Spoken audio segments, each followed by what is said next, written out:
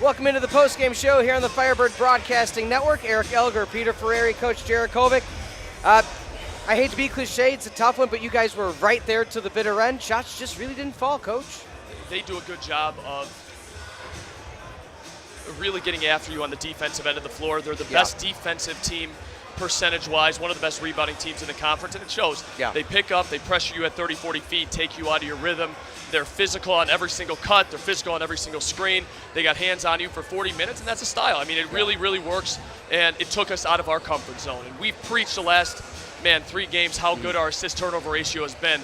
And you're not going to win many games when you have 5 assists to 13 turns. And that's something that we got to work through, playing with strength, playing through contact, getting to your spots a little bit easier so then we can get more in-rhythm shots. And, we talked a lot about our stops lead to our transition look.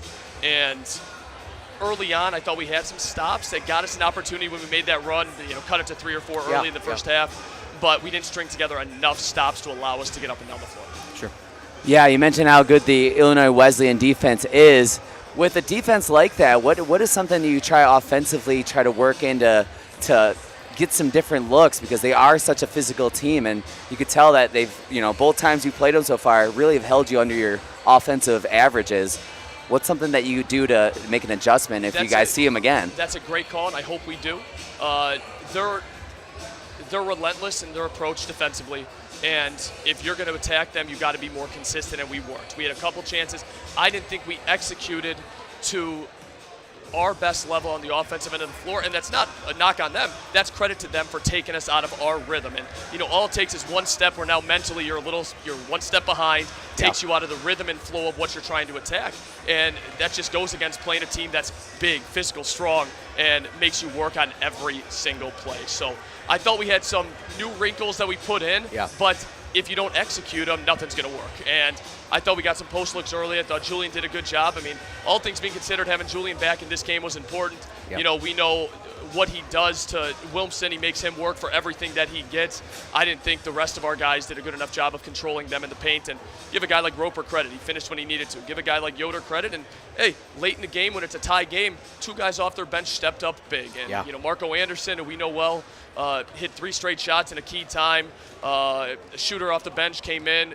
Kolak hit a big 3 in a key time, and that stretches it from 4 to 7, 7 to 10, and it's hard to come back from that. I mean, you talk about how physical they are, and with the bench that we went with, you didn't have you kind of stuck with 7 guys, and they were able to rotate more.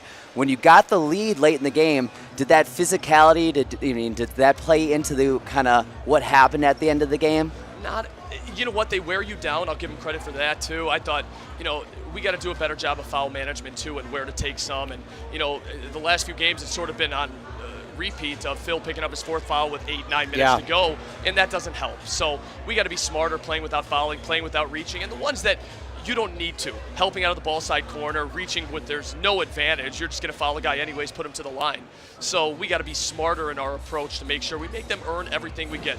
They're a really good basketball team. They're a conference champ for a reason, but we still held them to 38% from the floor too. So I thought defensively we did a pretty solid job rebounding. We did an okay job across the board, but at the end of the day, we got to do a better job offensively, getting to our spots, limit turnovers, and just execute at a higher level.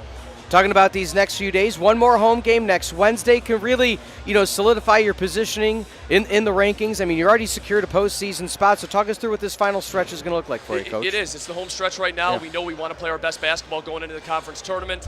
I mean, I think as of this moment, we're probably playing another home game here the following Tuesday and going from there. So we're excited that we get another opportunity after next week, but we want to hopefully improve, and we've struggled a little bit down the stretch these last few games, and hopefully we get some confidence next week. Wheaton's playing well. Every team's still available. Every team is still working for something in the conference tournament. So we always say it's a battle home or away in the conference, but no different when every team is fighting for all 6 postseason spots. So our goal is to just improve, get better every single day, and play our best basketball going to the conference tournament and give ourselves the best chance. Sure. Well, Coach, hopefully you get to relax a little bit tomorrow, maybe just a little bit, and then we'll see you back in a few days. Awesome. Thank you, All right, guys. thanks, Coach. Thanks, Coach. All right, that was Coach Djurickovic here on the postgame show on the Firebird Broadcasting Network. Final in Kenosha, 70-50. Eric, final thoughts on this contest leading up to the rest of the season, 2 games left. I mean, I think it just came down to Coach Djurickovic said is like they knew the physical challenge that they're going to have. They knew how good of a defense was. They try to add some different wrinkles. And with a team like Illinois Wesleyan, you have to execute at the highest level. And Coach Djurickovic said, they just didn't execute like they know they can. And they don't. Illinois Wesleyan doesn't give you a lot of opportunities to make up those opportunities, to come back from things like that. So that's what played out tonight, I think. All right, well, we want to thank you for joining us on this Saturday evening. We will be back on Wednesday for the final game of the season. For executive producer Mike Love, producer John Voinovich, the staff and crew Laura, Ainsley, Matt, Joe Morgan, and Yam, we appreciate their work behind the scenes. None better than the CCIW. This program has been a presentation of Firebird Broadcast Productions and Carthage College, copyright 2024. Enjoy the rest of your weekend, everybody. We'll be back on Wednesday for the final game of the regular season right here on the Firebird Broadcasting Network.